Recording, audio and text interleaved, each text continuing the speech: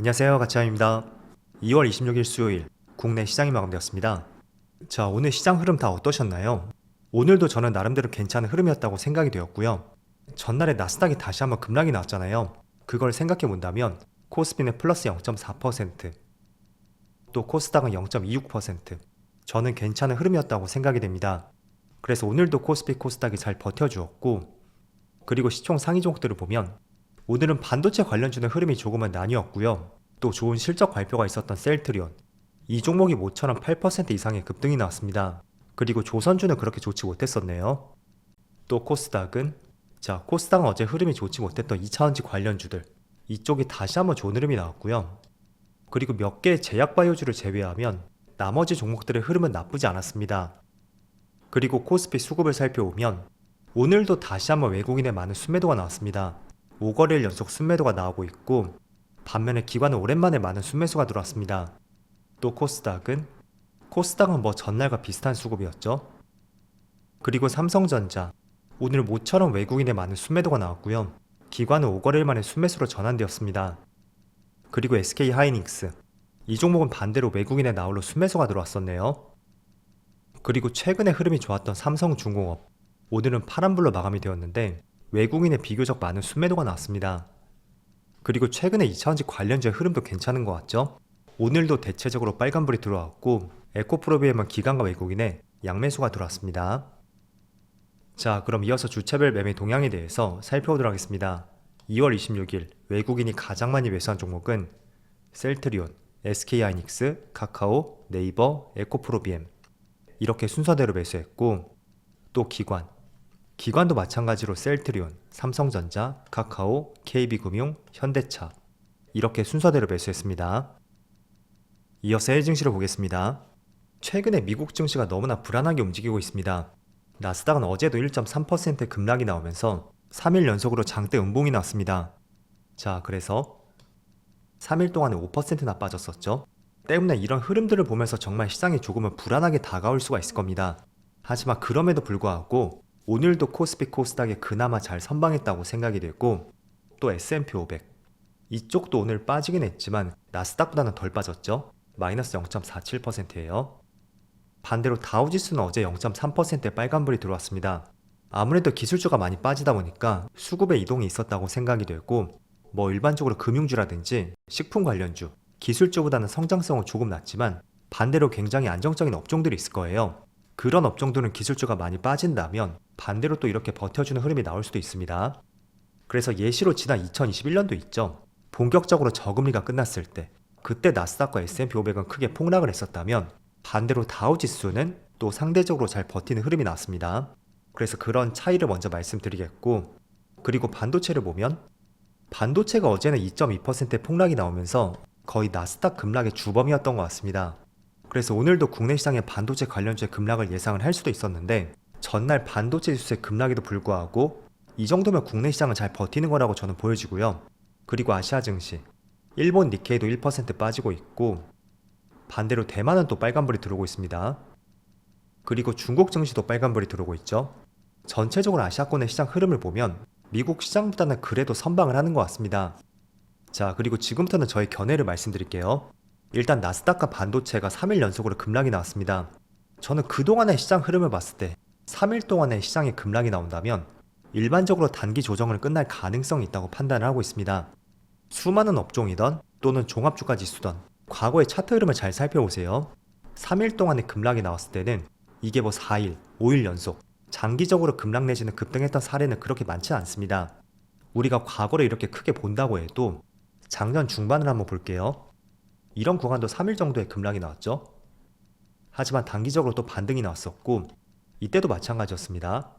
3일 정도 하락이 나온다면 또 한번 빨간 양봉이 나왔었죠. 그래서 오늘 밤에 미국 시장 흐름이 정말 중요할 것 같고, 공교롭게도 내일 아침쯤에 반도체는 엔비디아의 실적 발표를 앞두고 있습니다. 그래서 오히려 저는 지금 실적 발표를 앞둔 시점에서 지수의 급락이 나왔다는 것이 오히려 다행이지 않을까? 그런 생각을 한편으로 하고 있고, 만약에 시장에 급등이 나왔다면 아무리 좋은 실적을 발표한다고 해도 되려 내일은 주가가 빠질 가능성이 높았겠죠.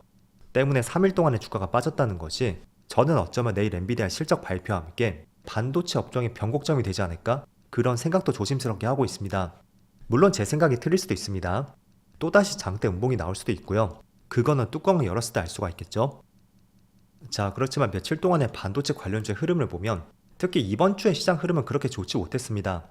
때문에 오히려 단기적으로 조정이 나왔다는 것이 어쩌면 내일 엔비디아 실적 발표에 따른 반등을 기대해 볼 수 있는 포인트가 될 수도 있다고 저는 생각이 됐고, 그런 관점에서 반도체 관련주, 내일 엔비디아의 실적 발표와 함께 아마 시간에서 실적 발표가 있겠죠. 그럼 엔비디아도 정규장보다는 시간에서 어떤 반응이 있을 거예요. 국내 시장이 개장하기 전에 이런 부분을 한번 살펴보세요. 자, 그리고 전날에 테슬라의 주가에 급락이 있었습니다. 유럽에서 판매량이 급감했던 것이 주요 원인이었는데, 그럼에도 불구하고 2차원지 관련주가 오늘은 선방을 하고 있습니다. 선방을 넘어서 상승하는 흐름이 나오고 있죠. 에코프로, 에코프로 BM, LG 에너지 솔루션, 삼성 SDI 모두 빨간불을 보여주고 있습니다. 그래서 저는 이런 현상을 보면서 정말로 2차원지가 바닥권에 근접했나? 그런 생각이 한편으로 들었습니다. 어쨌든 국내 2차원지 기업들은 중국보다는 미국 비중이 훨씬 높습니다. 그래서 테슬라의 좋지 않은 실적이라든지 마켓 포지션의 비중이 줄어든다면 그것만으로 국내 기업들이 타격을 받을 수가 있습니다. 하지만 어제는 유럽에서 판매량이 급감했음에도 불구하고 오늘 이렇게 잘 선방을 하고 있다는 것은 정말로 2차원지가 바닥을 잡았나? 그런 생각을 할 수 있는 흐름이었다고 판단이 됐고, 그러면 공교롭게도 3월 말쯤에 한 달 뒤에 공매도가 시행이 되죠. 만약에 공매도가 시행이 되었음에도 불구하고 더 이상 2차원지가 지금 가격대에서 주가가 빠지지 않는다면 그것도 바닥을 체크할 수 있는 중요한 포인트가 될 것 같습니다. 그래서 혹시나 여러분들이 중장기적인 관점으로 투자를 생각하신다면 당연히 고점보다는 저점에서 매수할 때 수익률이 훨씬 클 수가 있겠죠. 그래서 그런 관점과 생각이 있으시다면 2차원지 관련주는 다시 한번 공매도가 재개되었을 때 그때의 주가 흐름을 잘 살펴보시는 것을 권장해 드리겠습니다. 자, 그럼 지금 시장에서 어떤 업종들로 거래대금이 실리고 있는지 오랜만에 이런 부분 한번 살펴보겠습니다. 일단은 빨간불이 들어오는 종목들이 몇 개 보이는 것 같죠? 가장 눈에 띄는 것은 카페24, 카카오, 대동기업, 셀트리온, 그리고 금양까지 이런 종목들이 있습니다. 일단은 카페24는 실적이 굉장히 잘 나왔어요. 때문에 오늘 실적 베이스로 주가가 올라가고 있고요. 참 이런 흐름들은 판단하기가 어려운 것 같습니다. 어떤 기업은 실적 발표를 통해서 주가에 급락이 나오기도 하죠. 반대로 카페24처럼 또 급등이 나오는 기업도 있습니다. 그거는 저도 명확하게 하나로 말씀드리기가 어려운데, 기본적으로 실적 발표 전에 거래량이라든지 주가의 위치, 그걸 조금 더 참조할 필요가 있습니다. 지금 카페24는 최근에 많이 올라왔지만 최근 한 달 동안은 주가가 쉬어갔었죠. 하지만 실적 발표 직전까지 쉬어가지 않고 올라갔던 종목이 있다면 오히려 좋은 실적 발표를 통해서 차익 매물이 크게 나올 가능성이 있습니다. 그런 면에서 지금 이 종목을 바라보면 한 달 동안 주가가 쉬었다는 것이 오히려 실적 발표 전에 어떤 상승이 나왔다고는 볼 순 없잖아요. 물론 그 전에는 상승이 나왔지만요. 그래서 좋은 실적이 따른 주가의 상승이었다고 할 수가 있고, 그리고 두 번째로 카카오, 오랜만에 또 상승이 나오고 있습니다. 일단 이 종목은 최근에 한번 시세가 분출이 되었다가 다시 한번 큰 조정이 있고 오랜만에 또 상승이 나오고 있는데, 제가 241선을 굉장히 강조해드리고 있잖아요. 이것도 다시 한번 바꿔보겠습니다. 자, 241선으로 바꿔보면 최근에 1년 평균선을 몇 번 터치하는 모습이 나오고 있습니다. 그래서 만약에 지금도 그 관점에서 241선을 확연하게 돌파한다면 그 몇 년 동안 눌렸던 주가의 분위기, 그게 어쩌면 바뀔 수 있는 그런 초입이 될 수도 있다고 저는 생각이 됐고, 그런 관점에서 최근에 상승이 나왔다는 것은 과연 추세를 바꿀 수 있는 그런 흐름이 나올 수 있는지 계속 한번 관찰해 보시면 좋을 것 같습니다. 자, 그리고 대동기업, 지금 이 종목은 대표적으로 재건 관련주죠. 최근에 러우 전쟁이 거의 끝날 것으로 보이는 만큼 그에 따라 오늘 수급이 많이 실리는 것 같습니다. 하지만 작년 말부터 주가의 흐름을 보면 최근에 거의 3배 가까이 상승이 나왔습니다.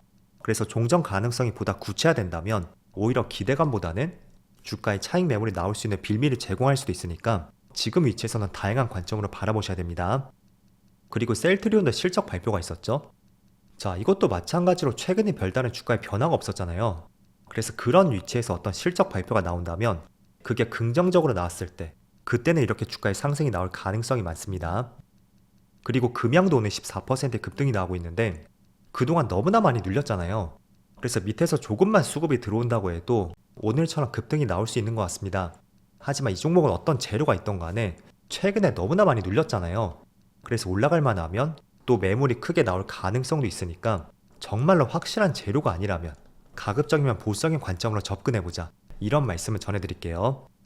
자, 그래서 오늘은 거래대금 상위 종목들을 몇 개 살펴보면 이슈와 재료 자체가 조금은 흩어져 있는 것 같습니다. 어떤 하나의 업종이 시장을 주도했던 것도 아니었고요.